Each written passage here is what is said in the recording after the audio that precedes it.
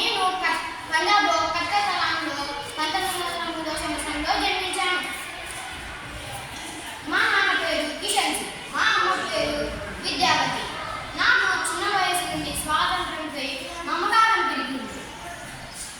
నాకు జలియన్వాలా బాగ్ సంఘటనతో బ్రిటిష్ ప్రభుత్వంపై ఆగ్రహం పెరిగింది. అప్పుడు నా వయసు 13 సంవత్సరాలే. కొన్ని సంఘటనల తరువాత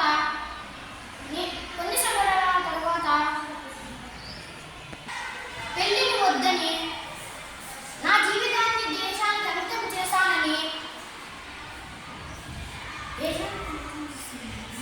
చెప్పి ఇంటి నుండి వెళ్ళిపోయాను. కొన్ని రోజుల తర్వాత నేను పార్లమెంటులో బాంబు